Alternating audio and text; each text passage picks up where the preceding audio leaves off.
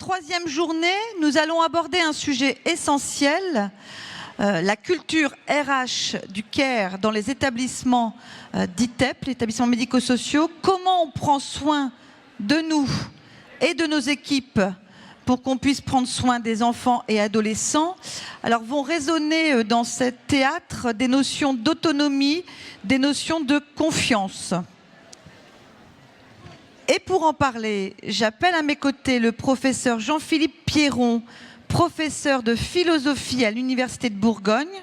Vous êtes responsable des masters, département de philosophie, Université de Bourgogne, directeur scientifique de la chaire Valeurs du soin. Et vous nous invitez à une réflexion sur la question « Nous sommes en CARE, quels soins des institutions de soins ?» Merci, professeur. Merci beaucoup.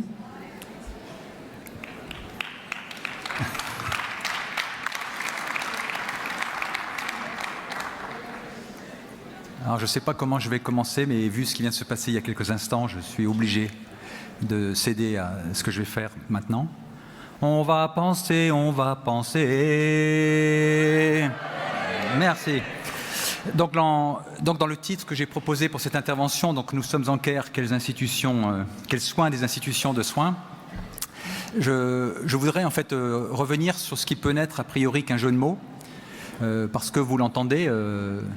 Même si j'attends que ça se calme un tout petit peu, dans « Nous sommes en CARE », on entend aussi « Nous sommes en guerre », mais autrement. Et donc ce que j'aimerais dans l'exposé qui va suivre, c'est d'essayer de faire entendre en quel sens, effectivement, il y a une dimension politique à déclarer « Nous sommes en CARE », mais une déclaration politique contre ce qui empêche les pratiques de CARE. Et donc c'est de ça dont je voudrais essayer de parler, et assez, je ne sais pas si c'est bizarrement ou heureusement, en tout cas pour moi heureusement, c'est à Lille que ça se passe, là où il y a déjà une quinzaine d'années, une candidate malheureuse à l'élection présidentielle avait cherché à lancer une politique du CARE. Alors pourquoi parler de cela on vient dans la présentation qui vient d'être faite, on a indiqué effectivement que les métiers du soin, au sens large du terme, donc les vôtres, les nôtres, ce qui les caractérise, c'est que ce sont toujours des métiers qui reposent, en fait, qui engagent deux sujets dans une relation singulière. Toi et moi, un adulte et un jeune ou un enfant, bref, c'est une relation, je redis, singulière, mais qui est rendue possible par des conditions d'organisation et des institutions qui soutiennent cette relation. Autrement dit, entre un adulte et un jeune dont il a la responsabilité, il ne s'agit pas d'une élection mutuelle, même si on peut avoir ses chouchous, hein, parce qu'à un moment donné, nous ne choisissons pas les personnes avec lesquelles nous travaillons. Nous ne choisissons pas les jeunes avec qui nous sont confiés. Et donc, par conséquent, dans la relation singulière qui peut se nouer entre lui et moi, il y a une médiation. Cette médiation, c'est celle des organisations et des institutions. Et donc, il y a là un défi, c'est qu'il peut y avoir une éthique du travail de soins que portent les travailleurs sociaux. Pourquoi je fais ce métier? C'est une question qui vaut pour moi. Quel genre de femme, quel genre d'homme je veux être quand je m'engage dans ces métiers qui sont parfois très exigeants et mobilisants. Eh bien, comment passe-t-on donc d'une éthique personnelle vers l'engagement partagé avec d'autres professionnels dans l'organisation censée traduire cette éthique? Et dès qu'on commence à dire cela, la difficulté, c'est qu'effectivement, entre ce que je cherche à être, moi, comme professionnel, et l'organisation dans laquelle je vis, eh bien, il y a une opération qu'on pourrait appeler une opération de traduction, qui est effectivement de comment ne pas trahir les idéaux qui font que nous engageons ces métiers dans les modes d'institutionnalisation, en fait, de la relation de soins professionnelle. Et donc, le défi de l'expression « nous sommes en CARE », c'est effectivement de se demander comment faire pour que nos institutions de soins soient à la hauteur de l'éthique qui éventuellement la soutient. Alors dire ça, c'est je vais commencer par une petite remarque qui relève en fait de ce qu'on appelle aujourd'hui la clinique de l'activité ou les analyses en fait du travail. C'est de revenir. Ça fait 3 jours maintenant en fait que vous baignez dans ce vocabulaire, mais revenir sur ce que veut dire métier dans métier de soins. Je laisse de côté la question de savoir sur de quoi les professionnels du soin sont les professionnels. Qu'est-ce qu'il y a vraiment de professionnalisable dans la relation de soins? C'est une question compliquée, mais je voudrais m'arrêter quelques instants sur la notion de métier dans métier du soin, parce que cette catégorie de métier, je la trouve elle est assez stimulante. Yves Clos, qui a publié un ouvrage qui s'intitule Le travail à cœur. Donc quand il travaille à cœur, c'est le travail qu'on a au cœur, même si ça pose la question de travail à cœur au sens de comment parfois nous avons des pratiques de hacking lorsque nous travaillons. Je vais revenir tout à l'heure sur cette question-là. Il insiste donc dans cet ouvrage cette idée que le métier, enfin la notion de métier, est une catégorie dont l'étymologie est assez éclairante. Le mot métier vient de deux racines. D'un côté, la racine ministerium, qui en français donne ministère. Autrement dit, dans la notion de métier, quel que soit le métier, c'est vrai aussi si on prend en charge des humains, bien sûr, des non-humains, des végétaux, des animaux, mais des milieux, autres que des milieux humains. Bref, tous les métiers, d'une certaine façon, rendent un service. C'est-à-dire, en fait, tentent à leur manière d'honorer une certaine compréhension qu'on a d'une demande sociale et d'un besoin. Mais le mot métier, il renvoie aussi, en même temps, donc autrement dit, il y a une dimension de service, et dans le champ des métiers du médico-éducatif ou du médico-social, on parle comme ça d'ailleurs de nos organisations, ce sont des services. Donc c'est intéressant de s'en souvenir, un service rendu. Mais donc le mot métier, il a une autre étymologie, c'est l'étymologie mysterium. Mysterium, donc mystère. Et donc tout métier travaille avec une dimension de mystère. Alors c'est vrai pour le forgeron, dont la subtilité consiste à réussir à transformer un bout de métal en un objet par un travail de transformation presque alchimique en fait des matières. Mystère de la pâte qui lève si on est boulanger ou pâtissier. Et en fait, la question, c'est de quel mystère les travailleurs sociaux sont-ils les témoins et les compagnons?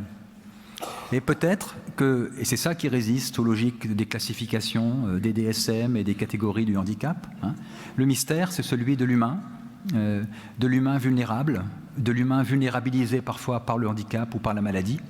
Bref, qu'est-ce que c'est être un humain quand on est, par exemple, un enfant incasable, tellement bordélique qu'il vient casser l'organisation tranquille de notre monde commun? Il y a un mystère de cette figure en fait fragile de l'enfant ou de l'humanité blessée que nous accompagnons quand même parce que nous considérons que c'est un humain, même dans ces endroits-là, où parfois il malmène l'idée que nous en faisons. Donc si un métier il porte cette double dimension du service et du mystère. Si c'est ça ce qu'on appelle les cœurs de métier, même si cette catégorie de cœur de métier est une catégorie qui a été très abîmée par le discours du management contemporain, la question qui se pose, c'est comment organiser le travail social pour ne pas déshonorer cette double dimension. Alors pour essayer de répondre à cette question, je vous proposerai à cette heure délicate, c'est important la délicatesse, une valse à 3 temps, donc comme ça si vous avez dormi tout à l'heure, vous direz ah, je me souviens, on en est là. Dans un premier temps, je voudrais m'arrêter sur comment on passe justement de la dimension très personnelle de la relation de soins à sa dimension instituée. Ce sera mon premier temps.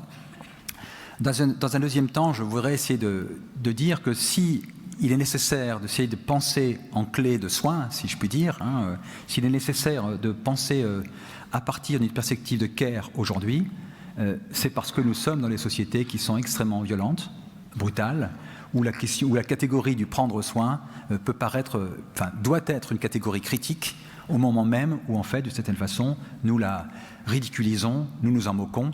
Les élections actuellement aux États-Unis nous en disent des choses. Et puis je finirai dans un troisième temps sur, si effectivement la question penser et agir en termes de care s'impose, comment faire pour essayer de le mettre en œuvre. Donc, premier temps, cette question donc, de la relation de soins dans sa dimension individuelle, interpersonnelle, à son institution. Je l'ai dit, le soin, c'est toujours une relation. Toutes et tous ici, si je vous demandais de fermer les yeux 2 secondes ou 3 secondes et de penser à un jeune ou une jeune, non, oui, 2 secondes, hein, j'ai pas dit plus, hein, parce qu'il faut pas prendre de risques, hein, mais donc ne fermez pas les yeux. Mais si je vous demandais en fait de penser à un jeune ou une jeune pour qui en fait vous engagez beaucoup de votre énergie, il y aura des noms, des visages hein, qui vont apparaître tout de suite. Bon. Ce qui veut dire aussi que le travail de soin continue même quand on n'est pas au travail. Et ça pose une vraie question aussi, cette histoire que quand s'arrête le travail du travailleur social. Il ne s'arrête pas dans le contrat délimité des 35 heures. Hein. Et donc, mais si effectivement le soin est toujours celui d'une relation, ce qu'il dit aussi, et donc ça a été, j'imagine, très bien dit par mes collègues les jours précédents, c'est que si le soin est une relation, c'est parce que nous-mêmes, nous tenons par des relations.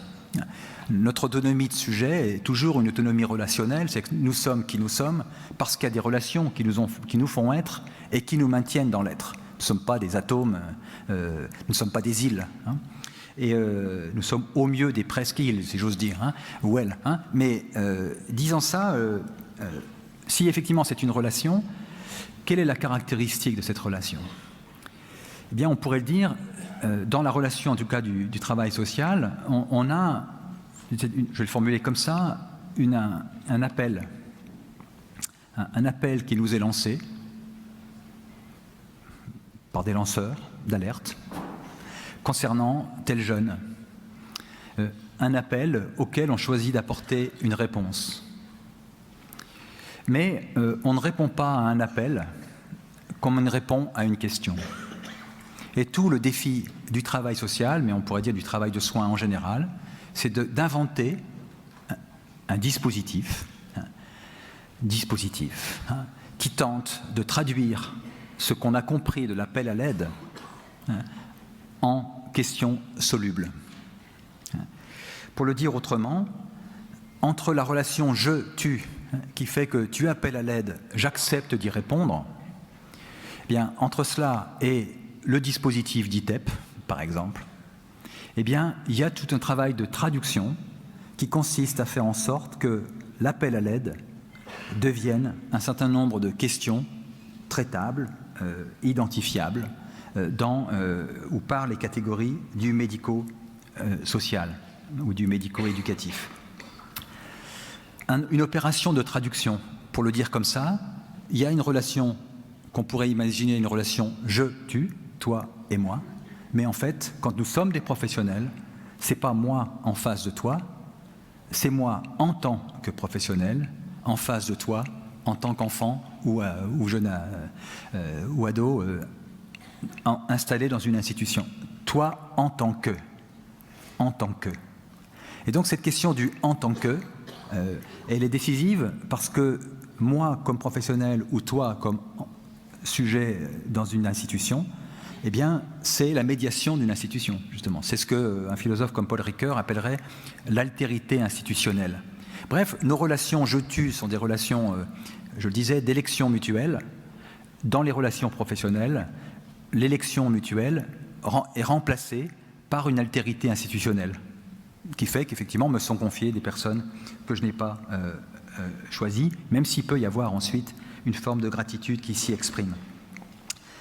Donc comment alors traduire l'appel à l'aide en questions solutionnables?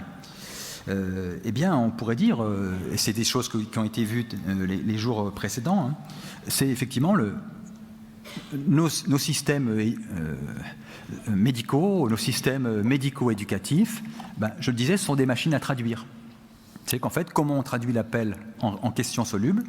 Eh bien, il y a à cette disposition ce qu'on pourrait appeler, ça sera le seul terme technique que j'utiliserai cet après-midi, il y a un triple dispositif épistémologique. Il y a 3 types de... Autrement dit, comment comment les travailleurs sociaux sont-ils équipés pour prendre en charge les personnes qui leur sont confiées? Il y a un triple équipement, c'est ça que j'appelle dispositif épistémologique. Il y a un équipement médical.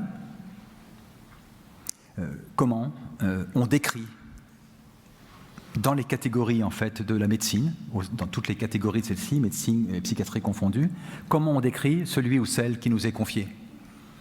Et pour ça, on a des logiques classificatoires, des DSM, de l'evidence-based, des classifications internationales en fait du handicap. Bon. Bref, c'est un portrait. C'est pas une manière de le réifier, mais c'est un premier équipement. Il y a un second équipement qui relève cette fois-ci des épistémologies, des théories psychologiques. Quelle théorie de la psychologie nous aide à comprendre quelle conception en fait, ou quelle attitude de ce jeune qui est devant moi?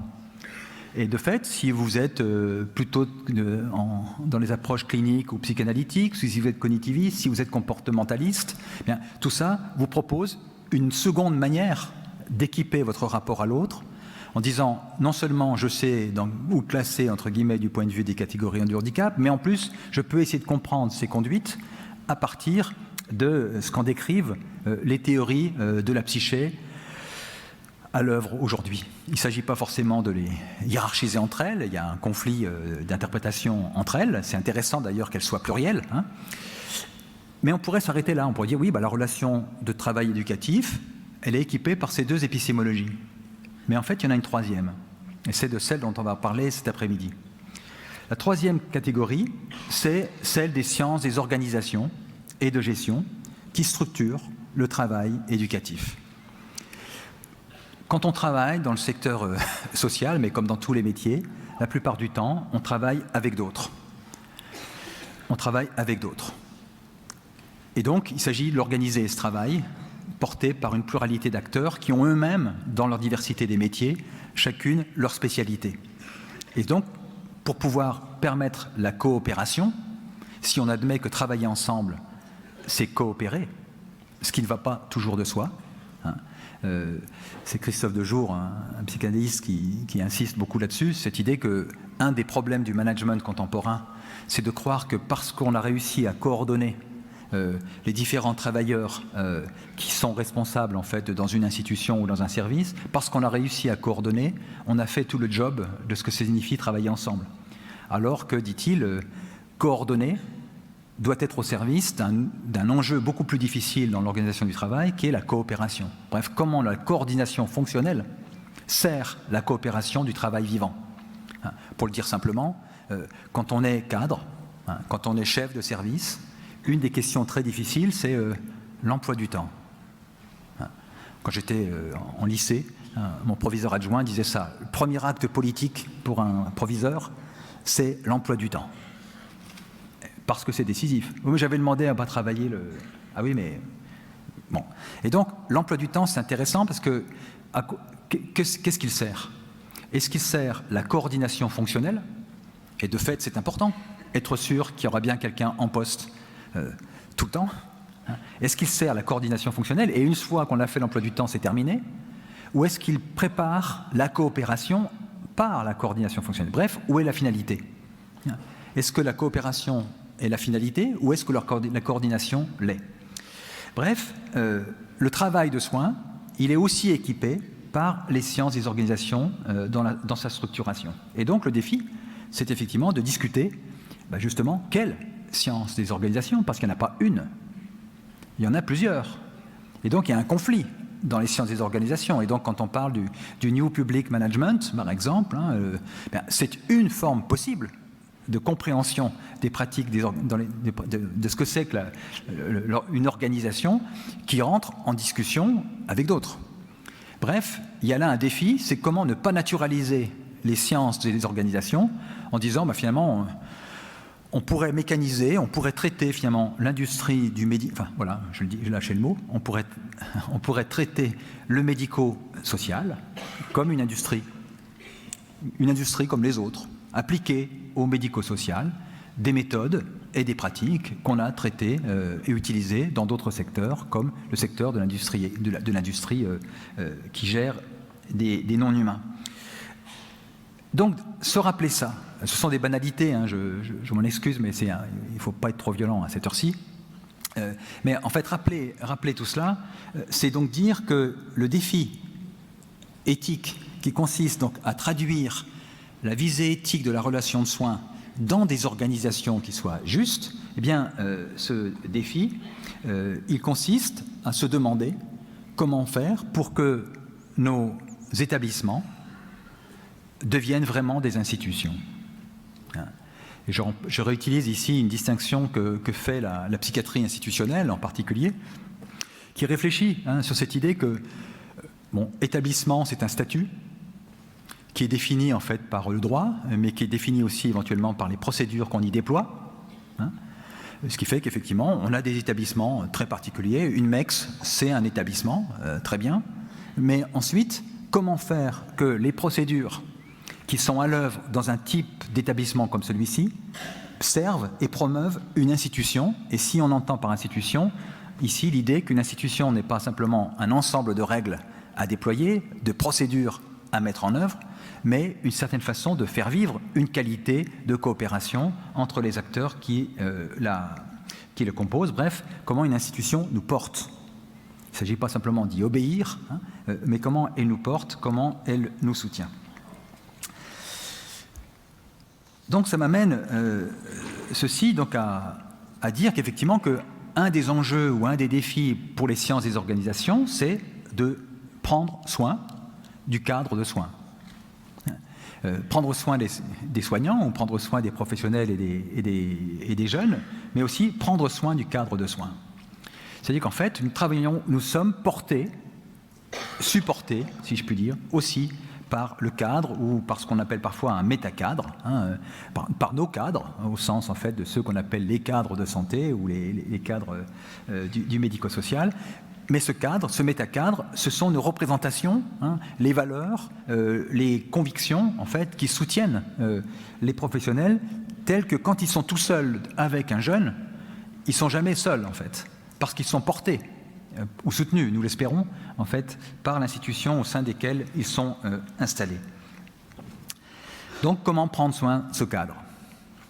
Ça m'amène ceci à une transition. J'aurais comme ça à peu près fini mon premier temps. Ça amène donc ceci à un élément de transition. Je ne sais pas si on a évoqué son travail dans les jours précédents. Je fais ici référence au travail d'une philosophe qui s'appelle Joanne Tronto. Voilà, donc je suis désolé de vous servir la sauce Tronto. Je dirais simplement une chose en fait qui me paraît intéressante dans le travail de cette dernière. Bon, Tronto, donc c'est un peu pour ça qu'elle est, à la mode, parce que de cette façon c'est assez facile. A priori de se dire, oui, tiens, ce qu'elle raconte, je peux le transposer presque mécaniquement là où je travaille, puisqu'en fait, elle définit ce qu'elle appelle des phases du CARE. C'est des choses que vous avez vues, on vous en a parlé, ouais ou non? Bon, bref. Donc, elle parle de phases du CARE, en fait, en disant, en fait, qu'est-ce qu'on fait quand on prend soin? Alors, au début, quand elle a commencé à dire ça, en fait, elle avait isolé ce qu'elle appelait quatre phases, qui ne sont pas en fait à dérouler mécaniquement comme un espèce de programme automatique, qui sont plutôt des points de vigilance. Mais elle dit finalement, pour qu'il y ait du soin, le minimum qu'il faille, c'est d'abord, premier élément, se soucier d'eux. Il n'y a pas de soin si on ne se soucie pas de celui qui appelle à l'aide. Il y a un tas de gens qui n'ont pas envie d'être travailleurs sociaux. Il y a un tas de gens qui se disent, moi, ces mômes, rien à faire. Donc pourquoi? Donc il y a d'abord la question du se soucier. Mais ensuite, ça ne suffit pas non plus. Deuxième élément, dit-elle, ce souci, il suppose aussi de considérer, non seulement j'en ai le souci, mais je considère que j'en suis le responsable. Donc j'accepte de prendre sur moi la responsabilité de cette situation. Donc j'en réponds. Donc je m'en soucie, mais en plus, j'en réponds. J'en réponds. Deuxième élément. Et puis, dit-elle, ça ne suffit pas. Il y a un tas de gens qui disent « je vais répondre », mais en fait, qui ne sont pas compétents. Et donc, c'est tout le problème ici des limites du bénévolat ou de l'attitude bienveillante qui dit « oui, de l'attitude compassionnelle », de ce que parfois certains appellent la bienveillance exaspérante, hein, des gens qui, parce qu'ils ont une bonne volonté, croient que ça suffit, quoi. Et donc, elle rajoute en disant, il faut aussi une compétence, c'est-à-dire, de fait, le soin, c'est pas simplement une affaire de tempérament ou de gentillesse. Hein. Il y a une forme de compétence, de capacité. Donc, il y a du professionnalisable, pour répondre à ce que je disais tout à l'heure. Et puis, dit-elle, le soin s'arrête dans une 4e phase, hein, qui est comment je m'assure que le soin prodigué sera reçu par celui ou celle auquel je m'adressais. La question de sa réception. Hein, c'est qu'en fait, comment je tiens l'autre, le jeune ou mon collègue, comme un interlocuteur valable du soin que je lui adresse. Bon, ça, c'est ce qu'on dit de Tronto en général. Mais, dit-elle, tardivement, mais donc une petite dizaine d'années après avoir profilé ça, elle dit on ne peut pas penser ça, parce que ces 4 temps du soin, en fait, ne sont rendus possibles que parce qu'il y a des organisations et un cadre sociopolitique qui le soutient. Ce qu'elle appelle, c'est-à-dire en fait ici pour elle le cadre démocratique. Et donc il y a un enjeu politique qui est effectivement de se demander quelles sont les conditions politiques et institutionnelles qui soutiennent des relations de soins ou qui les empêchent, les mutilent, les déconsidèrent. Et donc, d'une certaine manière, nous pourrions dire, si je suis un peu brutal, hein, que le monde tel qu'il va aujourd'hui, parenthèse du Covid mise entre parenthèses, parenthèse du Covid, pardon, à part, le monde tel qu'il va est un monde dans lequel précisément les relations de soins sont mutilées, empêchées, déconsidérées. C'est bisounours, pour faire court. Hein. Pour le dire autrement, quel type de conception de l'humain soutient une politique du care et à quoi s'oppose-t-elle? Et on pourrait résumer en disant ceci, c'est qu'elle s'oppose à une conception atomiste de l'individu, dont l'homo economicus est finalement l'expression la plus visible. Bref, on pourrait le dire comme ça, j'arrive donc à mon 2e temps, comment penser le travail de soin au risque de ce que Max Weber appelait la cage d'acier, au risque de ce qu'on pourrait appeler la société pétrifiée, ou au risque de ce qu'on peut appeler l'homo economicus. Quel sens ça a de vouloir promouvoir le soin dans quel type de société? Et là, on pourrait résumer en disant en fait que, enfin la thèse que je voudrais essayer d'expliciter maintenant, c'est de dire en fait qu'il y a un choix social et politique en fait autour de l'affirmation nous sommes en care, qui dissonne considérablement avec l'ambiance du temps présent. Pour le formuler comme ça, dans la compréhension que nous avons en fait de ce qu'est notre monde commun, la société dans laquelle nous sommes, quel est pour nous le plus petit atome du social? Quel est pour nous le plus petit atome du social? Est-ce l'intérêt individuel égoïste qui vise à faire en sorte que, eh bien, d'un côté, j'envie ce qu'ont les autres, je suis jaloux de ce qu'ils ont et j'ai peur de ce qu'ils pourraient me prendre. Donc, bref, là, une anthropologie utilitariste, celle en fait dont on voit en fait malheureusement en fait qu'elle est largement généralisée. Bref, donc quel est le plus petit atome du social? Est-ce l'intérêt individuel égoïste qui met en concurrence les acteurs les uns avec les autres, les pauvres avec les pauvres, les riches, les ultra-riches sont capables de s'extraire de cette concurrence qu'ils organisent, ou bien quel est le plus petit atome du social? Est-ce la relation? Et si c'est la relation soutenante, eh bien comment la soutenir? Comment en prendre soin? Alors dire ça, c'est donc dire que parler de care sans se payer de mots, c'est interroger ce qui l'empêche. Et donc on peut ici, effectivement, essayer de dresser un portrait de ce qui fait en sorte que progressivement on glisse dans notre manière d'organiser le travail, y compris le travail social, de ce qu'on pourrait appeler des objectivations légitimes, c'est une formule de Max Weber, à ce que le même Max Weber appelle la cage d'acier, qu'il identifiait, lui, comme un enserrement de la vie, de nos vies, dans une espèce de bureaucratisation croissante. Ce qu'il appelait aussi, c'est une formule, j'arrive pas quand je la prononce, je la trouve très belle, mais en fait, quand on la vit, elle est horrible. Hein. Il appelle ça la colonisation administrative du monde vécu. La colonisation administrative du monde vécu. Alain Suppiot, un juriste, lui appelle ça, dans des mots contemporains, 100 ans après Max Weber, mais c'est la même idée. Qu'est-ce que c'est qu'un monde pétrifié par cette bureaucratisation croissante? C'est ce que ce juriste, donc c'est un spécialiste du droit du travail, hein, a appelé la gouvernance par les nombres. Nous vivons nos professions dans une culture de la quantification, de la mesure, de l'évaluation, de la fabrique des indicateurs, dont progressivement on voit qu'elle dévitalise la langue des professionnels en lui substituant une autre langue, en lui substituant une novlangue, une langue morte. Sandra Lugbert, qui est une romancière qui fait ce qu'elle appelle de la littérature d'intervention, donc elle pense que les mots tuent. Elle dit ça à propos du procès France Télécom, hein, auquel elle a assisté, où elle questionne comment, finalement, le procès France Télécom, ça a été le procès d'une langue, le procès de la novlangue du capitalisme ultralibéral, qui fait qu'au nom de la rationalité procédurale, eh bien, on a créé des pratiques de management qui font que les gens en sont venus à se suicider sur le lieu du travail. Jusqu'à ce que, dans le cadre de ce même procès, on finisse par reconnaître, puisque France Télécom a perdu ce procès, l'idée en fait de violence institutionnelle, de violence institutionnelle organisée. Bon.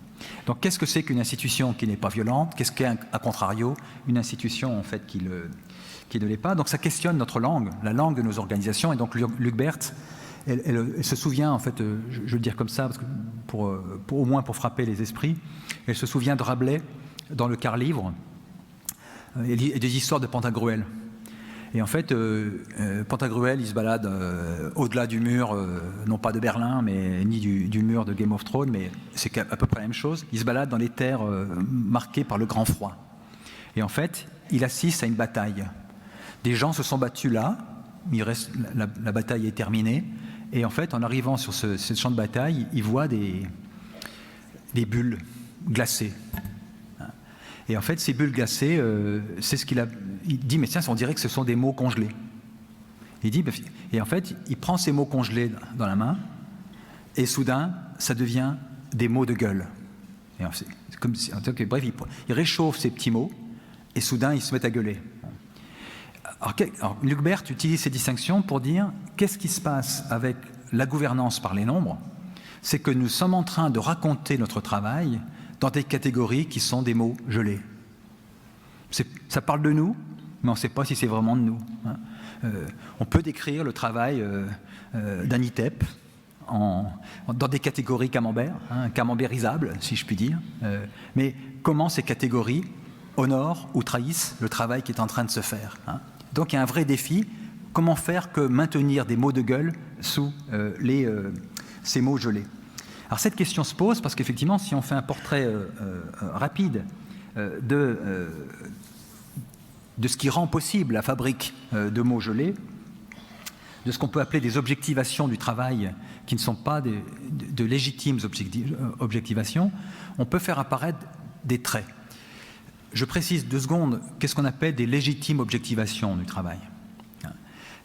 Y en a-t-il et quelles seraient des objectivations qui ne seraient pas? Quand j'utilise cette expression, donc une formule de Max Weber, ce qui veut dire, c'est que tous les métiers sont rattrapés par une dimension de routine. Il y a une forme de répétition dans nos métiers. Et tant mieux. Tant mieux, s'il fallait en permanence réinventer chaque situation, on finirait par s'y épuiser. Autrement dit, il y a des vertus de la routinisation, il y a un inconvénient de la routinisation, c'est précisément ça. C'est l'anesthésie dans laquelle elle peut nous installer en s'endormant doucement en fait, sur les lauriers agréables en fait, de la répétition. Et donc, ces routines, on peut les formaliser. On peut, c'est ce qu'on fait à un moment donné, c'est mieux de vous voir comme ça, merci. Voilà. Et donc en fait, ces routines, on peut en fait les... bon, bonne nuit. Cette routine, donc on peut la formaliser, et donc on les a formalisées dans ce qu'on a appelé les démarches qualité. Finalement, les démarches qualité, elles ont eu ce rôle de dire, finalement, dites-nous comment vous travaillez, est-ce qu'on peut décrire comment on travaille, quelles sont vos bonnes pratiques, et on peut les formaliser. La grosse question, c'est pas tellement de les formaliser, c'est quand on va faire de cette formalisation, qui est au départ un outil de description, l'idéal à atteindre. C'est-à-dire quand soudain, ce qui était des démarches d'invention ou de co-invention en termes de pratiques de coopération, bien comment ces démarches, soudain, sont figées et deviennent des procédures. Donc on m'a dit, en soi, c'est pas inquiétant la qualité, ça devient inquiétant quand le moyen d'écrire ce qui se fait devient en soi une fin. La question de la procéduralisation. Donc quelques éléments qui caractérisent donc cette formalisation, donc ces objectivations en fait qui deviennent illégitimes et qui rattrapent le monde de soins. J'en vois 4 très rapidement. Globalement, on pourrait dire que le monde du soin, alors dans ce cadre-là, vous savez, le mot care sert à ça. C'est une catégorie, le mot care, qui a servi à démédicaliser la notion de soin. On utilise parfois le mot care pour ne pas dire soin, pour dire mais il y a du soin ailleurs que dans la médecine. Et donc il y a du care environnemental, du care parental, du care éducatif, etc. Mais donc le monde du soin au sens très très large, bien, il s'est vu rattrapé par les mêmes logiques que celles qui se sont développées en fait dans le champ en fait du monde instrumentalisable, donc le monde de l'industrie traitant des matières non humaines, avec la catégorie douteuse à ce moment-là de ressources humaines qui se déploie ici. Bref, premier trait en fait de notre du temps dans lequel nous sommes. Nous sommes arrivés donc à une façon d'appliquer au monde vécu, celui des loisirs, celui de la santé, celui de l'éducation, donc les procédures appliquées au monde des choses, en encourageant une relation instrumentale avec la primauté de l'utilitaire et avec, corollaire, l'idée que les pratiques de soins peuvent elles aussi faire l'objet d'un marché. Même le monde du soin au sens large fonctionne aussi dans la logique des appels d'offres. Deuxième trait, ces objectivations qui finissent par tuer ou risquer de tuer le travail, il est marqué par la culture, sinon le culte de la performance, y compris appliquée aux établissements de services de soins, par des pratiques de comparaison, benchmarking, et aussi par la culture, je le disais, des appels d'offres, qui risquent, si on n'y fait pas attention, une forme de technicisation de l'humain et des milieux de vie, y compris le milieu écologique, rattrapé par le quadrillage du monde vécu. Troisième trait, je l'ai déjà évoqué, c'est ce monde, il est aussi marqué par l'obsession de l'évaluation et des classements, dans un fétichisme des chiffres, qui pose la question de, effectivement, s'il nous faut des chiffres, est-ce pour préparer la discussion ou est-ce pour la clore ? En soi, c'est qu'on cherche à quantifier. Comment dire, ça peut être, pour une part peut-être intéressant. Alain Suppiot, que j'évoquais tout à l'heure, il rappelait que le mot statistique en français, un mot qui est construit sur l'allemand, Statistik, c'est un mot allemand dans lequel il y a cette idée qu'on veut mathématiser le monde pour pouvoir le piloter. Et l'État, il a besoin de stats, peut-être.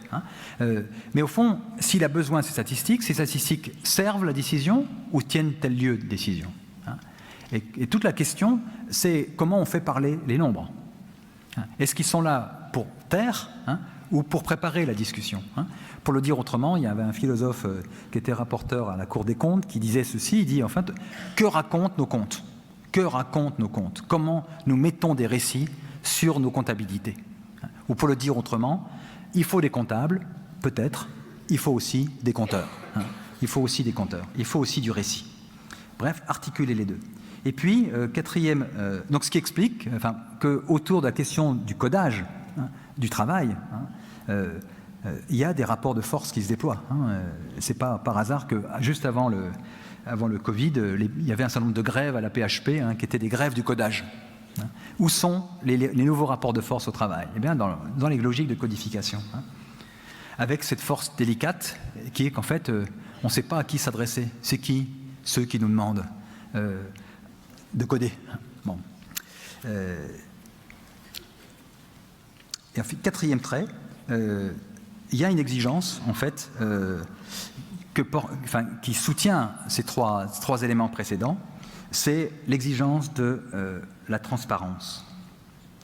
De dire que rendre notre monde, le monde du travail, parfaitement clair, totalement, en fait, limpide, pour pouvoir faire en sorte qu'en ayant rationalisé parfaitement le travail, on évitera les risques. Pour le dire autrement, cette culture de l'ultra-rationalisation, elle sert, d'une certaine façon, une pulsion de mort, celle qui craint la surprise, comme étant potentiellement une mauvaise surprise. Je suis très frappé, alors c'est plutôt dans le champ médical que dans le champ médico-social. Dans le champ médical, aujourd'hui, il y a quelque chose qui fait peur aux responsables de ces organisations, c'est les événements, toujours indésirables. Chassons l'événement indésirable. Mais quand on chasse l'événement indésirable, eh bien on crée des structures où il n'y a plus d'événements du tout. Donc, faut-il ou non, comment nous situons-nous à l'égard du risque? Bref, vous voyez qu'il y a un risque, celui des distorsions pathologiques, de l'organisation du monde commun, au nom d'une culture de la maîtrise, maîtrisée par la métrique. Nous maîtrisons par la métrique, par la quantification. Et pourquoi? Parce qu'il y a du risque, parce qu'il y a du danger. On ne va pas mettre tel enfant en danger, on ne va pas mettre tel malade en danger. Donc la question, il ne s'agit pas d'ignorer la question du risque, mais comment on fait avec? Ça m'amène à mon troisième temps. Jusque-là, ça va? 5 minutes? Nickel. Donc je finis donc mon troisième temps en disant, une fois qu'on fait ce portrait que je viens rapidement de dresser, qu'est-ce qu'on fait? Alors, ma thèse, modestement, ce que je suggère, finalement, c'est une formule que j'emprunte à Paul Ricoeur et que je voudrais essayer de tirer les fruits. Ricoeur, en fait, dit une bonne partie de notre réflexion sur l'action, elle est essentiellement concentrée sur l'articulation entre ce que nous voulons faire relativement à la compréhension rationnelle que nous avons de la situation. Bref, nous articulons essentiellement raison et volonté. Mais, dit-il, il y a quelque chose que nous mobilisons peu, c'est le rôle de l'imagination. Bref, quand nous agissons, nous déployons en fait une rationalité, des raisons d'agir, mais parmi nos raisons d'agir, il y a des raisons qui ne sont pas des raisons. Et parmi elles, il y a des imaginations possibles. Et donc, il invite, et donc ça serait mon invitation, si vous voulez, comment imaginer plus pour mieux prendre soin. Dire ça suppose d'abord de faire une première observation, c'est que face à l'organisation ultra-rationnelle du travail contemporain, on a vu apparaître les expressions comme burn-out, souffrance au travail, souffrance des soignants. Et donc, quelle réponse on a voulu, une bonne partie des réponses qu'on a voulu apporter à celle-ci. Il y a une réponse qui me paraît intéressante, mais de cette façon mitigée et problématique.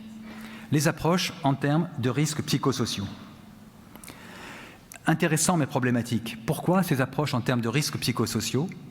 Eh bien, parce que de cette façon, si on parle de risque psychosocial, on ne questionne pas les dysfonctionnements de l'organisation sociale du travail. Pour le dire autrement, quand on parle de risques psychosociaux, on risque de faire internaliser par les acteurs, par les professionnels, donc dans leur psyché, dans la psyché des travailleurs, eh bien, des difficultés qui surgissent en lien avec l'organisation du travail lui-même. Bref, le risque des approches en termes de psychosociaux, en termes d'enjeux psychosociaux, c'est d'individualiser les difficultés en laissant le travailleur seul face à sa hiérarchie, d'une part, ou face à son psychologue, d'autre part. Et donc, ça veut dire qu'il y a un défi, c'est de ne pas atrophier la compréhension que nous avons du travail en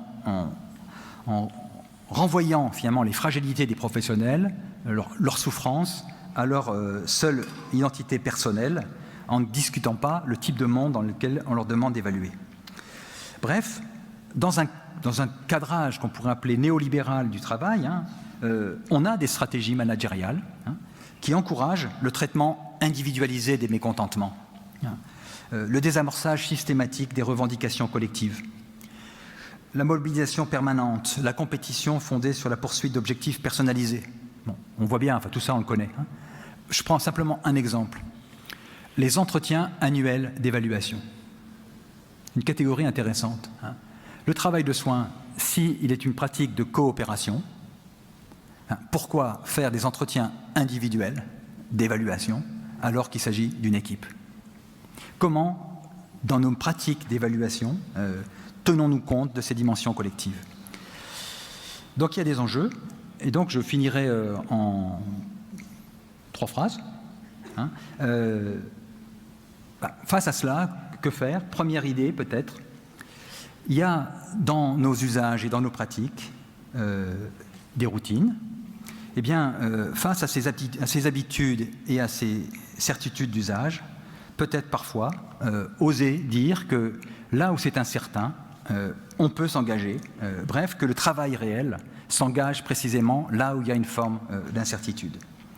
Deuxième idée, une bonne partie de l'organisation du travail est construite sur le modèle de la prévision. Prévision de l'activité, prévision de ce qui va pouvoir se faire.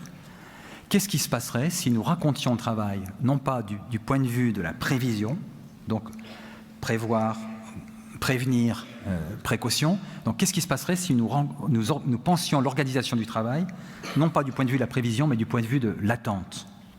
De l'attente. À quoi aspirons-nous? À quoi aspirons-nous? Qu'est-ce qui nous mobilise? Qu'est-ce qui nous fait rêver? Bon. Et puis, troisième élément, et je m'arrête vraiment là, il y a un troisième niveau, c'est que le rôle de l'imagination, quel est-il? Il n'est pas de délirer. On a souvent critiqué l'imagination en disant c'est la folle du logis, celle qui refuse le monde plutôt que d'avoir à le vivre.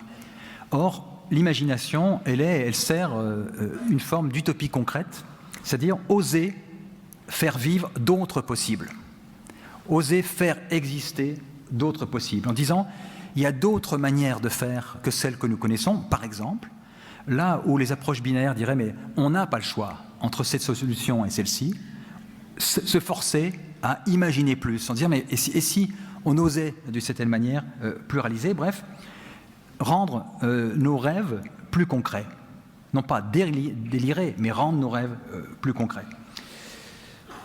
Je m'arrête là. Merci de votre écoute.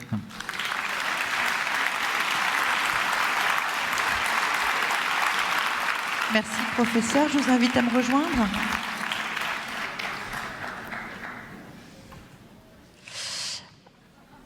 Alors, je rappelle que vous pouvez envoyer vos questions par SMS. Je regarde juste rapidement sur l'écran s'il y a des questions. Ça m'a fait penser à Camus, mal nommer les choses, c'est ajouter au malheur du monde. C'est ça aussi, ça m'a fait penser à ça. Alors, très intéressant.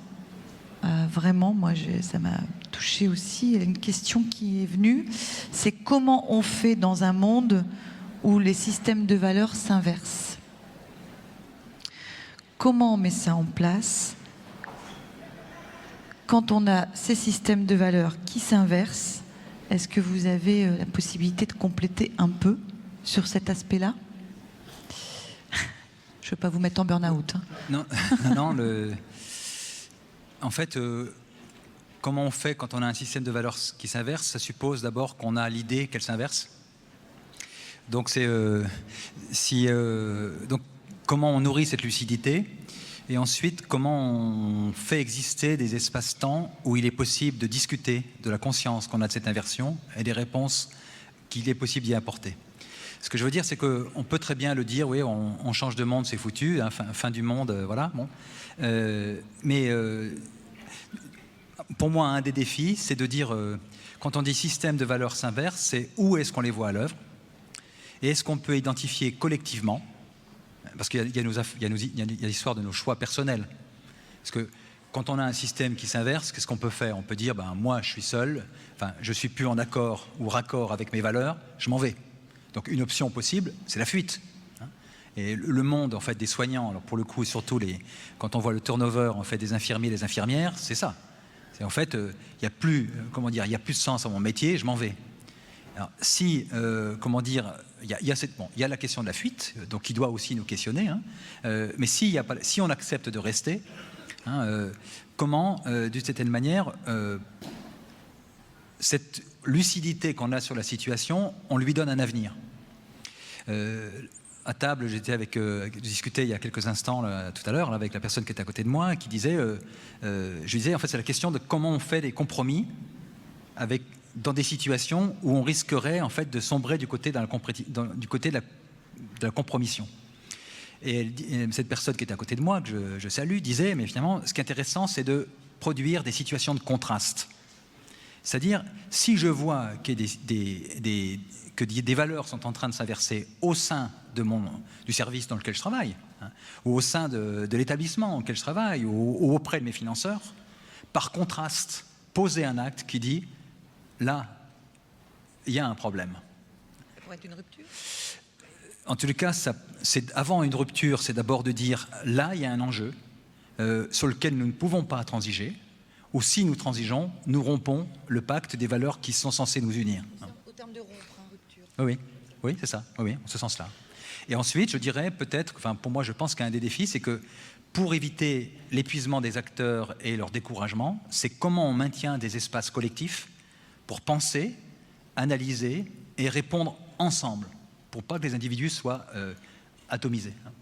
Donc c'est en fait, je le dirais comme ça, un peu à la manière d'un Winnicott, c'est faire exister des espaces traditionnels de jeu dans nos organisations.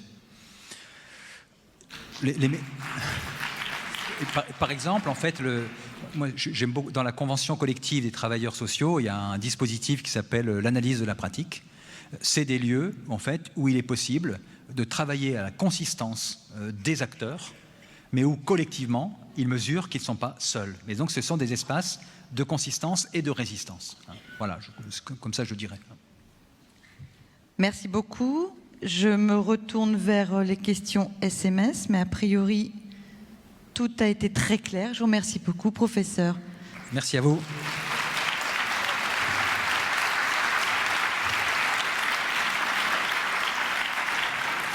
Puis je ne sais pas si c'est à moi de le dire, mais en fait, je vous remercie donc du soin que vous prenez de tous ces jeunes qui foutent la trouille à mes collègues enseignants.